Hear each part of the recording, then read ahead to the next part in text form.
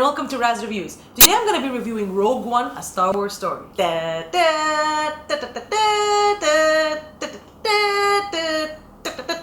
So I'm obviously and evidently a big Star Wars fan, so I'm really excited that this is the first Star Wars movie I get to review. Yay! So Rogue One is the first film in the new Star Wars anthology series, which are a series of films that take place in the Star Wars universe, but they are not stories that are connected to the Skywalker saga that we're used to. And this particular film is about the rebels that managed to get their hands on the Death Star plans that we see in Episode 4 A New Hope. In Rogue One, we follow the story of Jyn Erso, played by Felicity Jones, who is the daughter of the weapons engineer that actually designed the Death Star. So I went into this movie with very high expectations because it was marketed as a darker, grittier version of Star Wars films. And it was also supposed to be the first war film of the Star Wars universe. And what ended up happening is that I liked it a lot, but unfortunately, I did not love it. There are a lot of pros and cons to this film, so let's begin with the top 3 things that I liked about Star Wars Rogue One. Number 3, K2SO.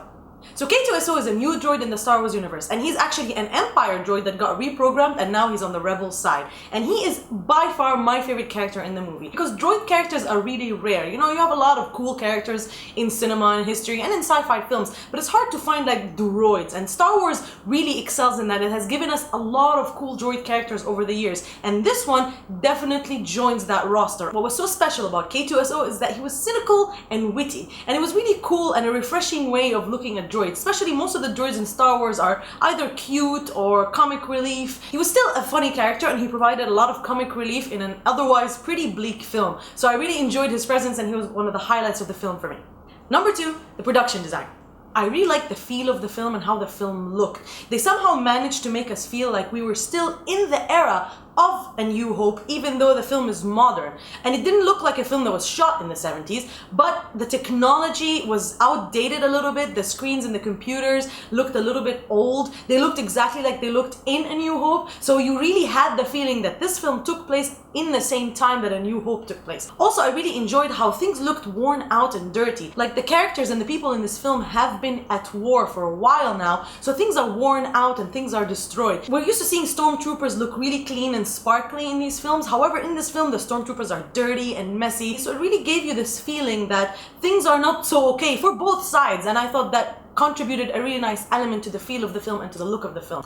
The number 1 thing I liked about Rogue One was the last 5 minutes. Don't worry, I will not spoil anything about what happens. I'm just gonna say that the last 5 minutes of this film are super awesome. And what happens is that we're building up towards this final showdown and battle, and we needed it to pay off for it to be worth the ride there, and it definitely pays off. There are some incredible action sequences. The ending of the film is very satisfying, and the coolest thing about it is that it had the perfect tie-in into the next trilogy and into Star Wars A New Hope. This is a big problem that I had with the prequels, where I felt that the tie-ins they had in there to the next films felt forced and out of place. Like, oh look, it's part of it's gonna go into Episode 4, look at it! But here, the actual connection was made seamlessly, and I thought it was incredible. And more importantly, there are things that happen in this film that actually correct some of the things that happened in A New Hope and the following trilogy films. And actually, it made it better and fixed a bunch of plot holes as well. So what this film did successfully is that it actually added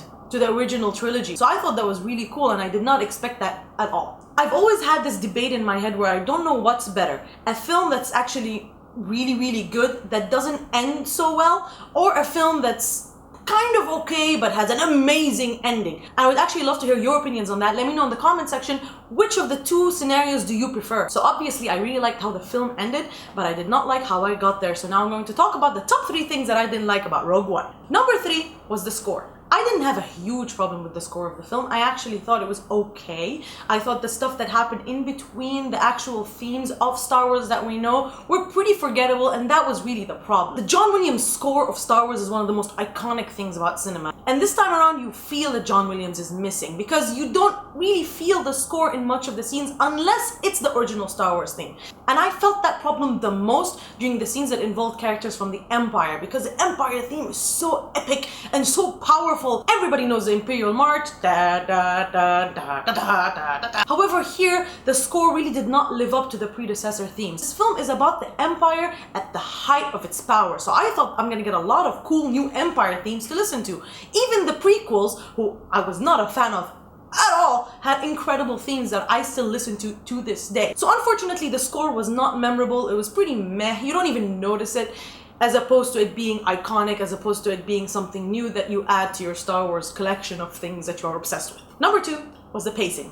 The pacing of this film was really off for me. Sometimes it was a little too slow, especially in the second act. And there were a lot of scenes that I thought were unnecessary and unneeded whatsoever. And there were other things and other relationships and other moments that I hoped we would see more of. The film really slowed down in the middle and got really boring. And this is a Gareth Edwards problem. Gareth Edwards directed Godzilla, which a lot of people like, but for me, I loved the last 10 minutes of Godzilla. I thought it was incredible, but I thought the journey getting to those last 10 minutes was really boring and uneventful, and I really didn't like it. And like Godzilla, Rogue One had an amazing third act. However, the journey getting there was pretty lackluster. I felt like the film was buying its time until it reached the final couple of scenes, and that's it. I didn't feel like much was invested into that time before we got to that amazing ending. I don't want to sit there and wait for Godzilla to show up, and I don't want to sit there and wait for an epic Star Wars battle and an epic conclusion. I want to enjoy the whole journey there, and I felt that this film was lacking that part. The number one thing I didn't like about Rogue One was the characters. This is the biggest problem that I have with the film, and the biggest reason why the film didn't work for me as well as I would have liked it to. And different people are going to have different reactions to this film, and it really depends on what you are looking for in a Star Wars film. Are you a big Star Wars fan? Are you immersed in the lore and in the extended universe? Or are you just a casual fan who really likes the new Star Wars movies and is enjoying them because now there's a renaissance for it? I fell in love with Star Wars as a kid because I loved the characters. I loved Luke Skywalker, I loved Han Solo, I loved Darth Vader, and I really enjoyed all the characters in the extended universe and in the different animation series. I'm always looking for awesome characters in this crazy epic saga kind of a world, because you need these things to anchor you in the story and anchor you in the world. Otherwise you'll feel lost and you won't feel connected to these stories. Unfortunately, the characters of Rogue One do not pop at all. You leave the film and you don't really know who they are, all of them. I mean, the only character we know much about is Jyn Erso herself, but the rest of the characters are just there, and I felt like a lot of them could be replaceable by anybody else. They didn't really make much of an impact. After I left the theater, I didn't even remember most of their names. When I left The Force Awakens, I knew the names. I knew exactly who Finn was, I knew exactly who Poe Dameron was, I knew who Rey was, and I understood their characters, I understood Kylo Ren, and I connected with them, and they really popped for me, and I'm looking forward to seeing them in the next films. Here in Rogue One, they felt like throwaway characters, honestly. They were just there, they were introduced, but we never invested in them, we never really saw their relationship with each other, we never felt their chemistry build up, and these guys are going on an insane mission. They're going into the heart of the Empire to steal the plans of the Death Star. This is really high stakes, and you need to be invested. You need to be at the edge of your seat, worried about them and concerned for their safety and rooting for them to succeed. I didn't feel that. I felt like I was just sitting there watching them, going through the motions, getting things done until they finished. It was a fine film. Of course, it looked beautiful. The special effects were great. The fight scenes were great. But again, none of this for me means anything if the characters are not things that I connect with, that I love, that I understand, and that I root for. And unfortunately here, this did not happen. A big example of that is the character of Saw Gerrera, played by Forest Whitaker. I love Forest Whitaker, he's an amazing actor, but I felt that character was absolutely unnecessary in the film. I really wish that the time spent on Saw Gerrera was spent on other things and other characters and other relationships in the film, especially between the characters in Rogue One, in the actual squadron. The team that formed, especially those two characters that I really like, that I actually can't remember their names. The blind guy with the stick, and the other guy with the blaster. I think it's Bashir. See? I don't remember their names. I'm gonna actually Google it. It was Chirrut Imoue and Baze Malbus. I don't remember their names.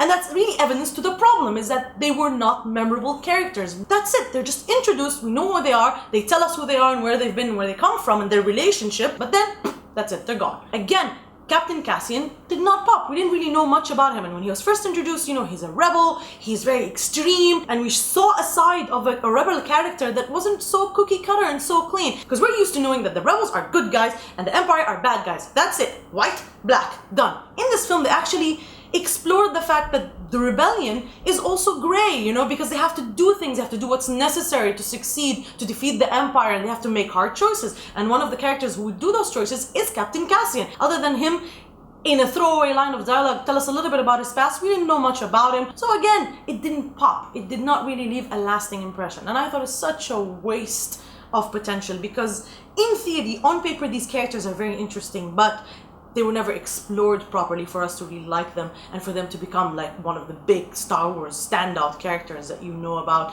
that you invest in, and that you would actually read different stories and extended universes about. So it's the biggest problem I had with the film. Now, other people might not care. Other people are like, oh, I don't care that much about the characters themselves. I care about the story, I care about the plot, I care about the setting, I care about the connection and the tie-in into episode 4. Fine. It bothered me a lot and it took away from the experience for me, honestly, and it was the biggest thing that really affected my experience of the film in a negative way.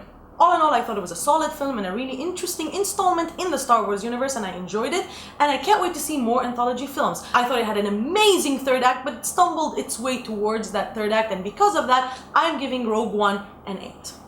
So, did you like Rogue One? Did you watch it? Do you prefer The Force Awakens? Let me know in the comments below. I would really love to hear your opinions. And as always, like, share, and subscribe. And don't forget to ask me for anything else you'd like me to review next. See ya!